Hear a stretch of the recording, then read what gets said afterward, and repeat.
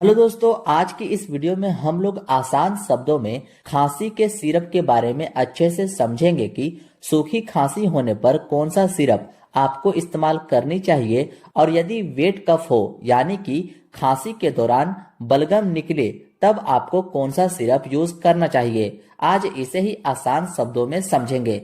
जैसा कि आपको ऑलरेडी पता होगा कि हमें खांसी दो तरह की देखने को मिलती है। एक होती है ड्राई कफ यानी कि सूखी खांसी, जिसमें आपको बलगम देखने को नहीं मिलता है। सूखी खांसी में हमारे मुंह से बलगम नहीं आती है, जबकि जो वेट कफ होती है, जो गीली खांसी होती है, उसमें हमारे मुंह से खांसी के साथ बलगम भी आती है। और ये दोनों ही खांसी होने के रीजन अलग अलग होते हैं। जैसे कि अगर आपको ड्राई कफ हुआ है तो इसके होने के जो कारण है वो है allergy, pollution, dry mouth, viral infection, bacterial infection. इन कारणों के वजह से दोस्तों आपको ड्राई कफ होती है, ये आप याद रखिएगा। वेट कफ हुआ है तो इसका कारण है कोल्ड यानी कि ठंड, flu, pneumonia, asthma, viral infection, bacterial infection. इन कारणों की वजह से दोस्तों आपको वेट कफ जैसी प्रॉब्लम देखने को मिलती है। वेट कफ मेनली कोल्ड और फ्लू के कारण होता है, इतना आप ध्यान रखिएगा। ये थी दोस्तों कुछ बेसिक पॉइंट जो आपको ड्राई कफ और वेट कफ में ध्यान रखनी है। बाकी पेशेंट आपको अपनी कंडीशन जब बताएगा तो आपको इजीली पता चल जाता है कि उसे ड्राई कफ है या वेट कफ। तो चलिए इन दोनों कंडीशन में कौन कौन सी सिरप यूज में लाई जाती है वो जान लेते हैं। तो सबसे पहले जानते हैं ड्राई कफ में यूज होने वाली सिरप को। तो ड्राई कफ में मेनली जो सिरप यूज में लाई जाती है वो है डेक्स्ट्रोमिथर्फन, जो कि काफी इंपॉर्टेंट और यूजफुल होती है ड्राई कफ में। और यह एक कॉम्पोजिशन है दोस्तों, सिरप का नाम आपको अलग अलग मिल जाती है। बस आपको इस डेक्स्ट्रोमिथर्फन कॉम्पोजिशन को याद रखना है। इस कॉम्पोजिशन को जब भी आप देखें तो इजिली समझ जाना कि यह एक ड्राई कफ सिरप है। हर ड्राई कफ के सिरप में आपको यह कॉम्पोजिशन जरूर लिखा मिल जाएगा, जैसा कि आप इस बेनाड्राइल सिरप में लिखा देख सकते हैं। यह जो डेक्स्ट्रोमिथर्फन कॉम्पोजिशन है यह एक एंटीटूसेसिव क्लास से आती है, यानी कि एक ऐसी दवा दोस्तों जो हमारे सेंट्रल नर्वस सिस्टम पर काम करता है, हमारे ब्रेन के उस सिग्नल को रोकता है जिससे कि हमें खांसी होती है।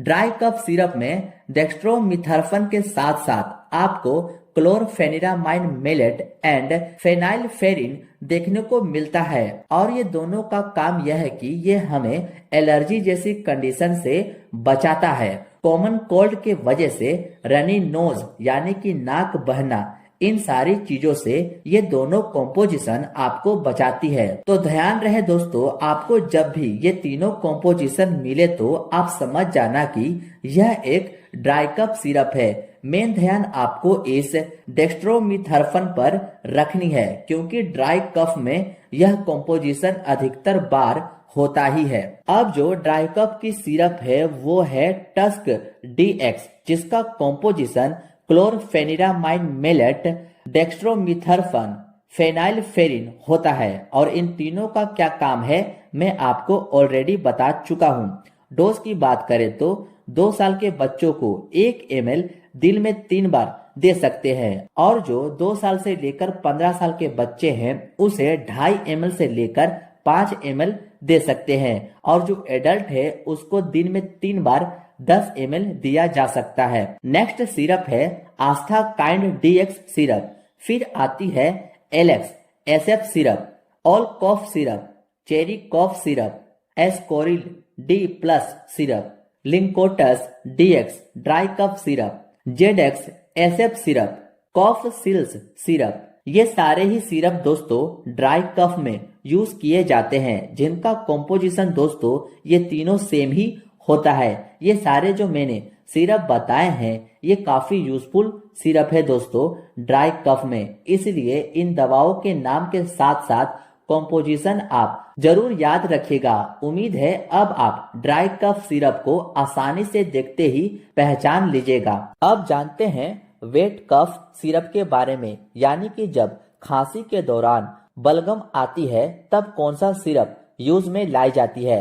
तो वो सिरप है ब्रोक्सोविक एलएस के नाम से, जो इस तरह की आती है जिसका कॉम्पोजिशन ल्यूओसाल्बुटामोल होता है। और आपको बता दूं दोस्तों, ल्यूओसाल्बुटामोल का उपयोग ब्रोंकोस्पाज्म और अस्थमा और क्रोनिक पल्मोनरी डिजीज के लक्षणों में करते हैं, जैसे कि खांसी, घरघराहट और सांस की तकलीफ के इलाज के लिए किया जाता है। यह हमारी एयरवे में मांसपेशियों को आराम देता है और फेफड़ों में वायु प्रवाह को बढ़ाता है। सीधा सीधी समझे तो यह हमारे ब्रोंकियल ट्यूब को फैला देता है, नैरो हो गई ब्रोंकियल ट्यूब को डाइल्यूट करने का काम करता है ताकि हम सांस आराम से ले पाएं। दो और कॉम्पोजिशन आपको वेट कफ के सिरप में देखने को मिलती है, जो है एम्ब्रोक्सोल और ग्वाफेनेसिस। एम्ब्रोक्सल जो है वो हमारे बलगम को पतला करने का काम करता है ताकि बलगम आसानी से बाहर आ जाए, और यह जो ग्वाफेनेसिन है यह बलगम को खत्म करने में मदद करता है। और ये तीनों ही कॉम्पोजिशन दोस्तों आपको वेट कफ के सिरप में देखने को मिलती है। जो कॉमन सिरप यूज होती है उनमें इन तीनों का मिक्सर आपको आसानी से देखने को मिलती है। इसलिए जब भी किसी सिरप में आपको ये तीनों कॉम्पोजिशन देखने को मिले तो आप समझ जाना कि वह एक वेट कफ सिरप है। तो आप इन तीनों कॉम्पोजिशन को देखकर आसानी से पता कर सकते हैं कि वह सिरप वेट कफ के लिए है या ड्राई कफ के लिए। वेट कफ सिरप के कुछ एग्जाम्पल देखें तो वो सिरप है वारकफ एल, जिसका कॉम्पोजिशन आप देख सकते हैं जो तीनों दिया हुआ है। आपको सिरप अलग अलग नाम से भले ही मिल जाए दोस्तों, बस आपको ये तीनों कॉम्पोजिशन ध्यान में रखनी है।